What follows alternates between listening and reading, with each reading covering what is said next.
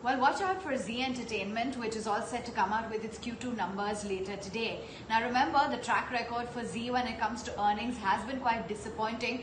But this time around, you could see a mild improvement relatively on a sequential basis. And this will largely be attributed to the fact that fresh programming has resumed after a prolonged period. You have the ad environment, which is somewhat improved, and you've got a recovery in the viewership, which could potentially help the Q2 earnings all in all. But by and large, it is expected to be muted. So we're expecting the profits down 53% on a year-on-year basis at 265 crore rupees versus 562 crores.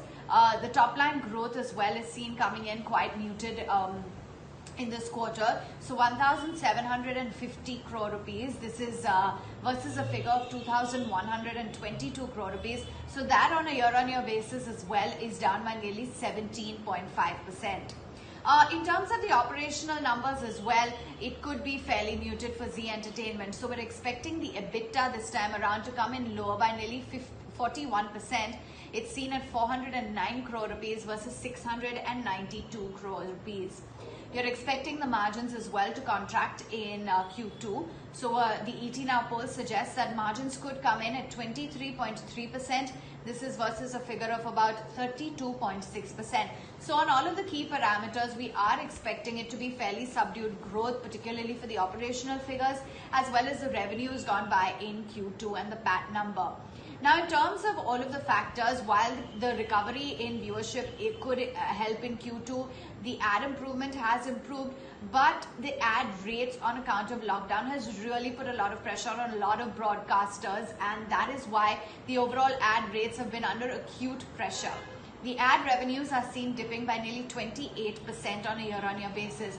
This is the key monitorable for a lot of these broadcasters like Zee Entertainment, and it's going to be a number that will be very closely watched out for. Now, when it comes to the subscription revenue growth, you're not expecting too much optimism here. It's seen flattish, so it's seen growing at just about 2.5%, and this is on account of the high base. The company's content costs, the marketing expenses as well, that is likely to inch up a little bit on account of the fresh content that the company has been generating. But what the street will closely watch out for is, of course, the headline numbers from Zee Entertainment, but not just that.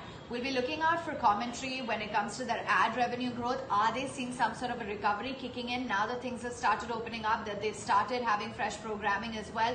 What exactly is the outlook on the ad environment essentially? Traction for their digital segment as well, ZEE5, has that been performing better? Remember, you've seen a pivotal shift to these OTT platforms. So how is that going on subscriber addition, their content costs there, as well as their investments for their OTT platform and their viewership trends? All will be closely